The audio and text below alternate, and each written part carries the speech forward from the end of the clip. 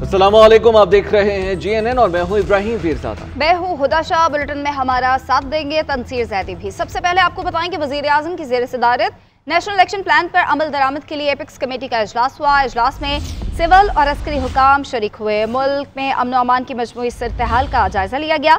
शिरकत से खिताब करते हुए वज़ीर आज़म ने कहा कि फितना अल ख़वारिज का मुकम्मल खात्मा करने का वक्त आ चुका। सरहद पार से कार्रवाइयों का मुंह तोड़ जवाब दिया जाएगा। अफगानिस्तान से घुसपैठिए पाकिस्तान में कार्रवाइयाँ कर रहे हैं। KPK के बाद इलाकों में घुसपैठिए मौजूद हैं। पाकिस्तान में दहशतगर्दों के सहूलतकार बैठे हैं। कहा, डिजिटल दहशतगर्दी से निमटने के लिए इक़दाम की जरूरत है। दुश्मन मज़मूम मकासद के लिए घात लगा कर बैठा है। बैरून मुल्क बैठे अनासिर पाकिस्तान के खिलाफ प्रोपेगेंडा कर रहे हैं। सोशल मीडिया पर हक़ाइक़ मस्ख़ किए जाते हैं। रेंजर्स एहलकार शहीद हो रहे हैं और सोशल मीडिया पर झूठे बयानिए बनाए गए। सबने देखा इस्लामाबाद पर चढ़ाई हुई और उसको सोशल मीडिया पर कैसे उठाया गया।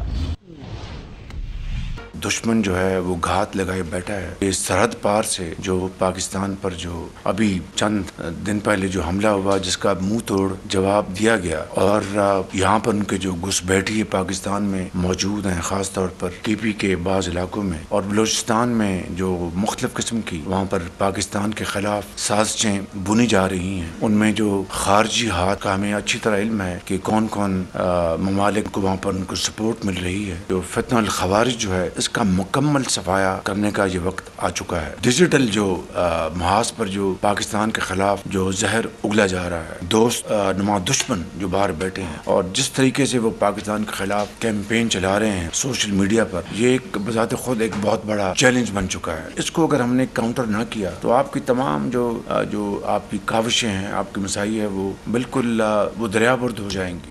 खबर यह है कि वज़ीर आला खैबर पख्तूनख्वा अली अमीन गंडापुर ने कहा है कि दहशतगर्दी किसी सूरत बर्दाश्त नहीं, मिलकर मुकाबला करेंगे, आखिरी हद तक जाएंगे और अमन कायम करके रहेंगे।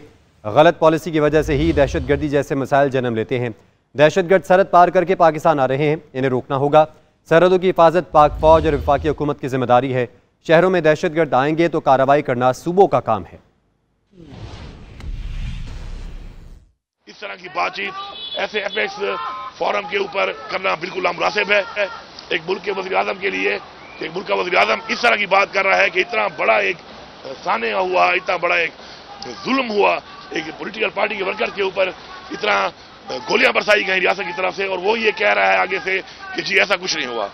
तो मैंने अपना मौक़िफ़ यहाँ पे बयान किया और इंशाअल्लाह साथ बताया भी सही कि वो लिस्ट जो है हमने दी भी हुई है और मज़ीद भी हम उसको देंगे, ताकि हमारे जो लोगों को है वो जहां पर भी हैं, अगर वो जहां भी हमें प्रोवाइड किए जाएं, क्योंकि हमारे खदशात हैं इसके ऊपर।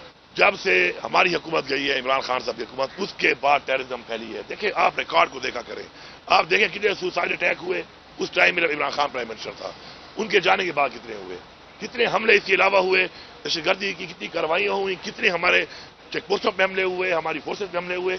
अब जब डाटा उठाएगा आपको पता चलेगा कि ये पॉलिसी मैटर होता है। ये गलत पॉलिसी ही बेसिकली ऐसी चीजों को जन्म देती है। इनकी पॉलिसी गलत है और पहले भी गलत थी और उसके बाद फिर गलत हुई और उसके बाद से जो हालात बने इनकी वजह से बने हैं, जब से PDM 1। गवर्नर खैबर पख्तूनख्वा फैसल करीम कुंडी ने कहा है कि एपेक्स कमेटी पर मुझे एतराज़ात हैं। नुमाइंदगी करने वाले खुद इश्तिहारी और मुजरिम हैं। कमेटी में अपोजिशन की भी नुमाइंदगी होनी चाहिए। उन्होंने कहा कि बानी PTI को NRO किसी सूरत नहीं मिल सकता। मुज़ाकरात इस सूरत में करने हैं कि रियायत मिले, तो ऐसा नहीं होगा। किसी शख्सियत ने नहीं, अदालतों ने आपके मुकदमात का फैसला करना है। कुर्रम में मुआहिदा हो चुका है, उस पर अमल होगा।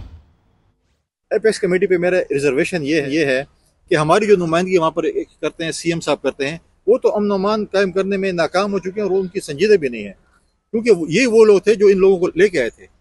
इन लोगों का बात तो उन लोगों ने किया था, तो आज वो जाकर इस्लामाबाद में एपेक्स कमेटी में क्या पिक्चर। मैं समझता हूँ कि वहाँ पर लीडर ऑफ द अपोजिशन की भी नुमाइंदगी होनी चाहिए, ताकि अपोजिशन लीडर बताए कि तस्वीर का दूसरा रुख क्या है। जिस CM के ऊपर खुद दहशतगर्दी और इंतहा पसंदी के पर्चे हों और कत्ल के पर्चे हों, वो एपेक्स कमेटी को चेयर कर रहे और बता रहे कि मैं अमन कैसे कायम कर सकता हूँ, उस पर तो आप खुद सवाल निशान है। एपेक्स कमेटी पे मेरा रिजर्वेशन ये है। खबर यह है कि PTI ने एक बार फिर 9 मई और 26 नवंबर कर कमीशन बनाने और जुडिशल इंक्वायरी का मुतालबा दोहरा दिया। अपोजिशन लीडर उमर अयूब कहते हैं, हमारा बयानिया वाज़े है, बानी PTI समेत तमाम रहनुमाओं और कारकुनों को रिहा किया जाए। शाह महमूद कुरैशी ने मुज़ाकरात के नतीजा खेज साबित होने की ख्वाहिश का इजहार किया।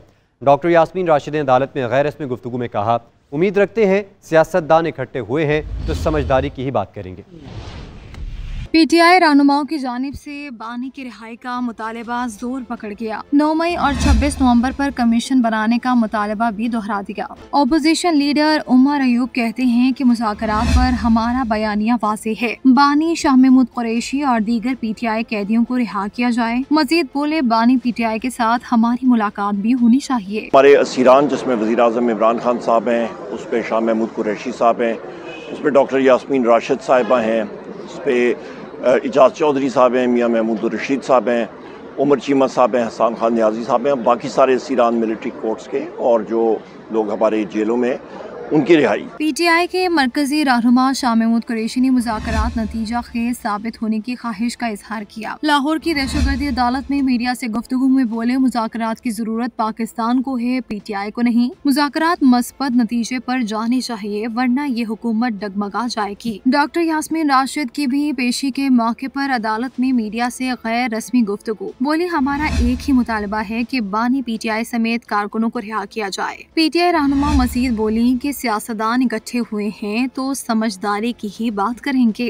सरबराह JUIFA मौलाना फजल रहमान का वज़ीर आज़म शहबाज शरीफ को फ़ोन। फजल रहमान ने वज़ीर आज़म से सूबों में कानून साजी के लिए किरदार अदा करने की दरख्वास्त कर दी। वज़ीर आज़म ने मौलाना फजल रहमान को सूबों में कानून साजी के लिए हिमायत की यकीन दहानी कराते हुए कहा कि सूबों में कानून साजी के लिए वज़राए आला से रब्ता करूँगा। खबर देंगे पारा चनार की मरकजी शाहराह पर कल से काफिला दोबारा चलाने का सिलसिला शुरू करने का फैसला कर लिया गया है। मुशीर इत्तलात खैबर पख्तूनख्वा बैरिस्टर सैफ ने कहा है कि कॉन्वॉय के तमाम इंतजामात किए जा रहे हैं। इलाके को असलहे और बंकर से पाक किया जाएगा। बंकर्स की मिसमारी के बाद जो भी फरीक लश्कर कशी करेंगे उसको दहशतगर्द समझकर कार्रवाई होगी। पारा चनार मरकजी शाहराह पर कल से दोबारा काफिला चलेगा। सड़कों पर रुकावट किसी सूरत बर्दाश्त नहीं की जाएगी। ज़िला इंतजामिया कोहाट ने ऐलान कर दिया। मुशीर इत्तलात खैबर पख्तूनख्वा बैरिस्टर सैफ ने बताया कि कुरम जाने वाले कॉन्वॉय के लिए हिफाजती इंतजाम जारी है। इलाके को असलहा और बंकर से पाक किया जाएगा। फरीकैन के हर किस्म के बंकर्स की तामीर पर पाबंदी होगी। बंकर्स की मिसमारी के बाद जो लश्कर कशी करेगा इसको दहशतगर्द समझ कर कार्रवाई की जाएगी। पारा चनार की मरकजी शाहराह 3 माह तक बंद रहने से शहरियों को शदीद मुश्किलात है। कारोबारी मराकज, होटल, रेस्टोरेंट और ATM बंद पड़ी है। अद्वियात की अदम दस्तयाबी से मरीज शदीद अजियत में मुब्तला हैं। पारा चनार में धरना भी खत्म नहीं हुआ। चाय खुर्दनोश के साथ साथ मेडिसिन की शदीद किल्लत है, जिसमें ज्यादातर एंटीबायोटिक्स की, डायबिटिक, पीड्स और जितनी भी सीजनल मेडिसिन है उसकी शदीद किल्लत है। सब लोगों को पता है कि पारा चनार में सामान की बहुत ही किल्लत है। सामान तो क्या, दवाइयों की ज्यादा किल्लत है। शहरी जिला कुरम में सूरत हाल मुकम्मल नॉर्मल करने का मुतालबा दोहरा रहे हैं।